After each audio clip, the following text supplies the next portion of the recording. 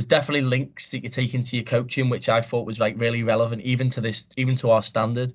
Like you mentioned there, like man management, and like the love and fear hate ratio. But I would think that's a really interesting thing that when like in that documentary when like Alex Ferguson mentioned that, because we did, I'd say we like kind of like ruled with love, but in the sense of it does get challenged now and then. Yeah, it So I does. think that Yeah, was something which is really interesting. And then obviously you got to take like, for example, like you mentioned there with man management and stuff. I thought that's something which we did really well yeah. with players. And I think that was a documentary which kind of like opened my eyes further into like different aspects and different ways you could I think use it, man management. I think it was just learning how to get players to tick was the key thing Yeah, from yeah, Sir Bobby Robson.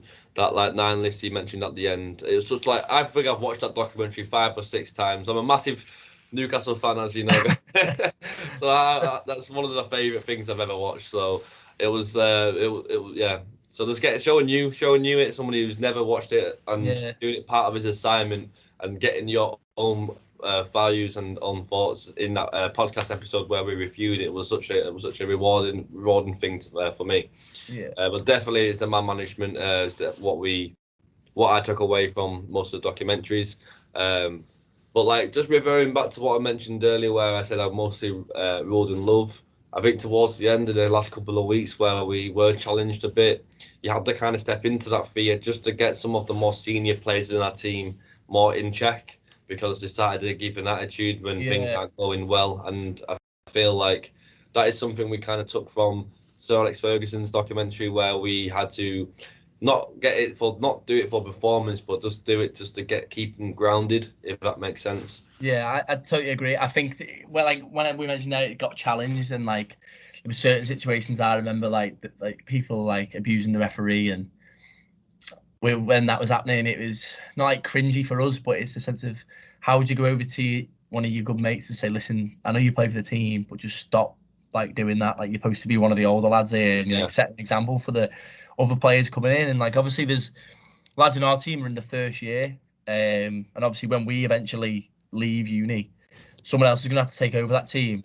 So we want like a lasting impression to be on, you know, players who are coming in first year. So when someone eventually takes over to run the team, that they're going to think, oh yeah, I want to play with that team because they're a good set of lads. Because I do think that even though like especially teams within the league, like you do create a perception of them very early, and yeah, especially where even though they've got different players now and they're like different people coaching them and stuff, I'd still have the same perception of that team in the first year. So I think it's not just about setting the example now. I think it's about setting that example in the future as well. Um, for other obviously uni students coming in. yeah, So I definitely think that's about me making sure that the senior players were grounded, and I felt that's quite a good point which you mentioned there. To be fair, yeah, it's definitely, yeah, definitely. Um, just moving forward, we talked about how throughout the year we've experienced stuff and how we've at the start we were naive. How do you reckon we are now, like in your own coaching ability? Like, where do you reckon you are now? So, are you comfortable? Are you comfortable? Comfortable or confident? God, I get your couldn't words say out. it there. I know I was stuttering.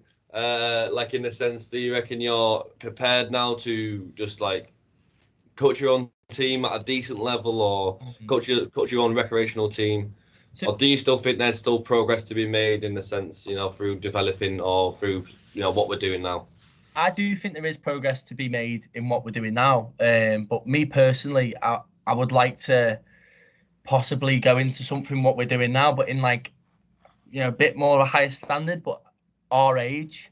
Yeah, And I think it's a bit different, like because obviously there's most people that would like to prefer to coach younger kids or like, but wouldn't mind like dabbling in coaching like adults and stuff like yeah, that.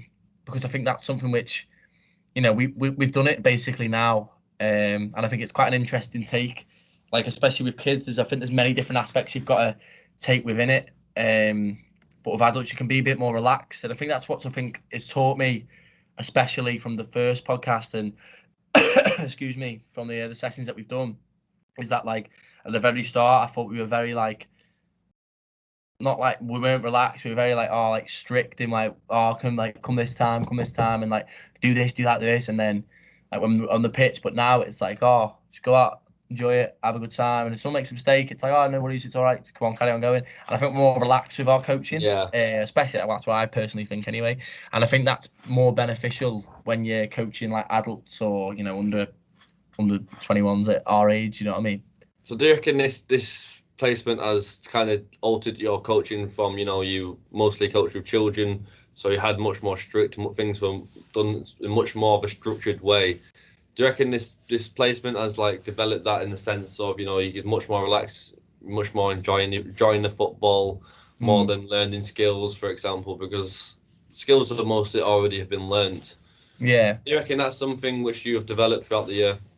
Yeah, I definitely think it is, and I definitely what I think has really interested me the most is more of like the sense of it's not just but when you're coaching like children, it's like you get them for like especially like a company or something, you'd have them, at training or something, and you'd focus on specific skills and stuff like that. But when you get to like the older groups, especially what we've got now, it's not. I think it's not more. It's more about like the psychological side and the social side, and you don't realize that until you actually do it. You're actually playing. Yeah, And it's not really about the physical. Well, it's definitely not about the physical side. But obviously there is some still elements about the tactical and physical side, but that social and psychological side is massive. yeah, And I think it's a bit like like Venn diagrams when they have like the two children will be that size. It's like focus on like the technical and skills and stuff. Then yeah, when yeah, like the older ages, it's more I'd say focusing on the psychological skills because most people who are playing like at our age now, they gain them skills at an early age and they don't want to be. yeah, I don't think they don't want people like our age telling them like this is what you do. Let's do this drill. Let's do this drill. Like I think it's more relaxed, and I do enjoy that personally. yeah, And I do enjoy the more social side of it. So yeah. I'd be more interested in going into that side of coaching. I don't know what you think about like yourself or. So just like saying about like, you kind of swing more towards psychological side when you go to adults because, and I believe that's why it kind of highlights the importance of this league and this football team. We are there to reduce the impact stress can have on the from university or from external factors that can have on a person. And I feel like when you're coaching children, like when they are not happy, it's much more transparent. They are shopping. They are more like angry. Yeah, With our age, people are going to hide those emotions. So you always have to be in the mind, like and mindful that they are experiencing, they are having bad days, and they're not always going to be happy. They are under a lot of stress. So that's why I liked this placement specifically in the fact where we are designed as like what I mentioned earlier, support mechanisms to just make them feel much more comfortable, reduce these issues, and going forward. So yeah, yeah, I think that's a really good point you've made there. Like with uh, with children at an early age, you can see like as you said, like very transparent with their emotions and stuff like that. But then you get to our age, you don't really realize. yeah, And sometimes you're not going to realize and never going to know if like someone's feeling in a bad way or anything like that. So I think that escape or that social and psychological side, I think is really important. What I've learned when we've yeah. coached at this level, Because and I think people, that's what I've really enjoyed about it. So yeah, because people aren't going to, people aren't comfortable with expressing their emotions. You know what I mean? So that's yeah, why I think it's just important for us to be in place. And it's not like the fact where you have to, sit down and talk with each player. It's just the fact that you should assume that people aren't, always going to be happy. And that's what I felt like we developed, definitely within my own coaching philosophy going forward. yeah, Yeah, I definitely agree with what you're saying. I think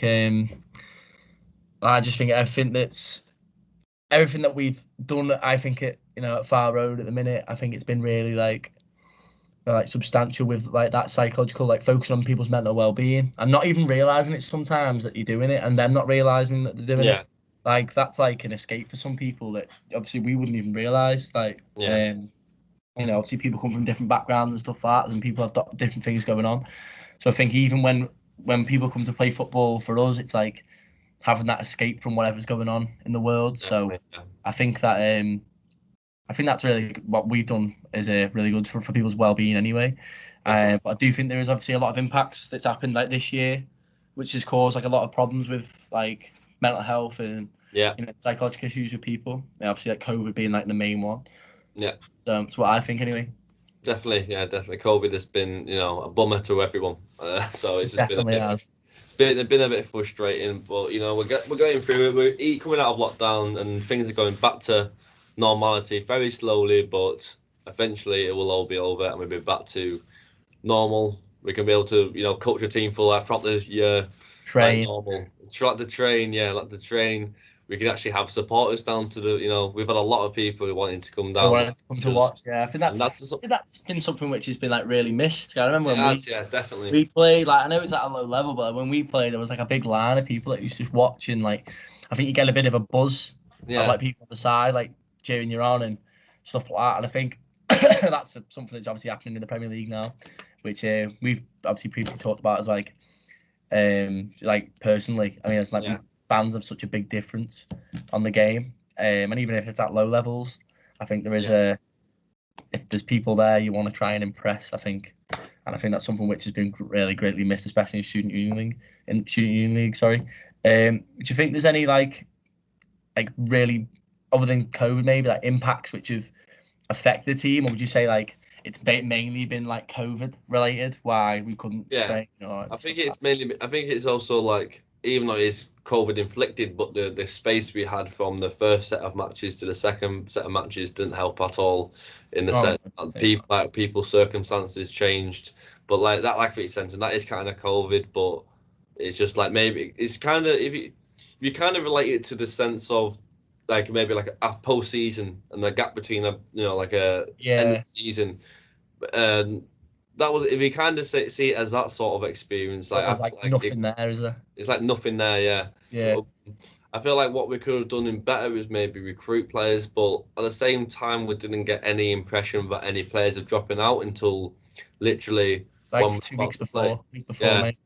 yeah, Yeah, exactly. So it wasn't helpful at all. But like I said, it was COVID. It was COVID. So I do feel like we've been quite organised in the way we've yeah, ran definitely. things, especially with COVID and stuff like that. So like obviously we had that obviously that gap, didn't we? We had well organised that gap, and then that gap, and then we have to keep people who are playing in the side going to stay in our team kind of thing, and then going back to it. And like you said there, we had like kind of like a 2 week period of there's players who are now putting on like social media, oh, I need a team, and put on the student union that they need a team and stuff, and then it's like, oh, do you want to play for us? And do you want to play like doing that like 2 week, like kind of like a transfer window, really, isn't it? Yeah, Like yeah, trying to get them in straight away because obviously he didn't have that for like the month, so then people are rushing because they want to play again. So I think that was quite well how we organised all that, and we managed to like, even though sometimes we did have less players due to like university circumstances and other things, I think we did quite organise that quite well. yeah. Like managing that impact of COVID in that sense, anyway. Yeah, I thought our organisation was very good throughout the year. Mm. I didn't feel like I felt like we were on time. We our kits like even before the season even began, like we were organised. Like I created the logo. Like we created kits. We got all the kits to every person. Yeah. We made sure the kit manufacturer had enough time to create the kits. Even Even if it was down to like the names on the back as well, and like yeah, we we we had took it some really issues. seriously. To be fair, Yeah. We had some issues with the names on the back as well, but we sorted that out and got them back to the players so they didn't feel upset. So it's just stuff like that where I felt like we did very well in organisation. no, I definitely agree with you, mate. I think there's things that have like obviously you didn't think at the start like we're gonna like come out of this kind of. I think this podcast has definitely helped as well. If like relaying them points of what we've learned from Yeah, our coaching experiences and what kind of like changed within like philosophies and stuff like that, and how we change as coaches and how we act towards the players. I think it's changed quite a lot. yeah, Even though we've come in with the same idea, I think a lot's changed like around that. So I think it's been quite interesting, to be yeah, fair.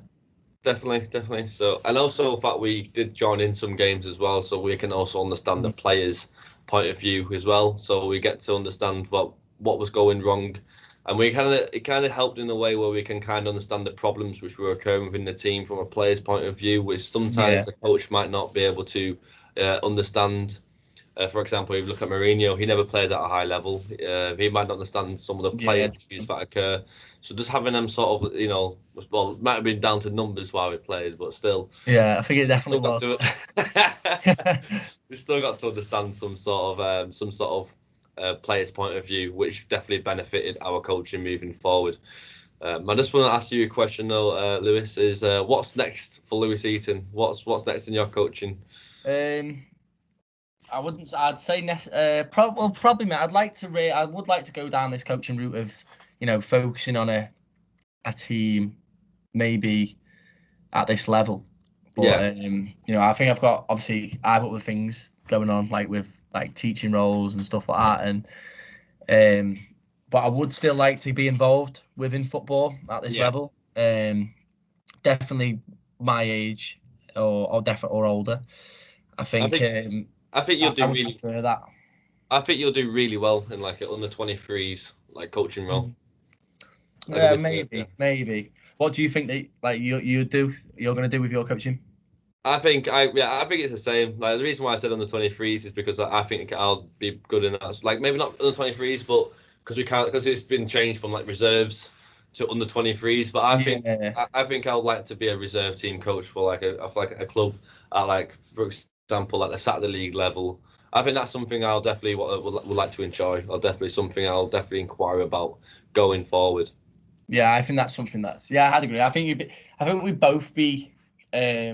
I think we both really enjoy not necessarily even if we'd be really good at it, but I think we both really enjoy that like older coaching that older Yeah, group. I like think that's something which I have more of an interest in anyway. yeah, but yeah, exactly. But that's why I mentioned like reserves. You make mistakes, you just move like they're not professional. End of the day, but everybody makes mistakes. If they didn't make mistakes, they would be professional. So that is Yeah, something where exactly. I'd like to be like, okay, lads, yeah, you're gonna make mistakes, but most importantly, enjoy it. And that's something which I thought we did very well throughout the year at Fylde Yeah, Road Football. yeah, I definitely agree with you, mate. I think it's been quite an interesting year. I do think the podcast really helped to understand Yeah, how like different scenarios have gone, and how crazy the year's been, really. yeah, Because this started what, like 6 months ago, yeah, 6 months ago, something like that. And I think that like we've come a very long way um, since then, and we've definitely developed our own personal philosophies, um, but kind of still having that same goal of enjoyment, and then when like being social and the culture and cohesion and stuff like that. So I do think like even though certain areas have changed, I think there's been a main goal to all this, and I think we've like stuck by it, which I yeah. think's like been really good. I think the podcast has been definitely been a really good tool in ways to what we could reflect on our coaching throughout the year, Hmm. and I think it's just been a good way for us just to think, kind of get different ideas, go down different paths, see stuff from different perspectives, and it's definitely helped us and definitely developed my coaching philosophy, ideology, and also I believe that it's developed yours as well. Seeing Yeah, I think you've improved a lot throughout the year. yeah, I'd agree. I definitely agree. I think like like you said there, like there's many things that have come into it, like even with like the simple things of the movie reviews and like your perspective on things changes, Yeah, especially when you go into coaching with certain situations and you think you feel better equipped when dealing with certain situations, and you wouldn't think that like a movie review or going over a movie and then talking about it would really help, but I think it's something which is like really yeah, helped, especially like documentaries like the ones we've watched. um I've just been like really like useful yeah. tools to use. So I think definitely going forward, I think we've both like really improved in that sense of like our own ideologies, and if you want to put it that way. Yeah, couldn't agree with you anymore. Is there anything else you would like to say about this year? Uh, I don't think there's anything else.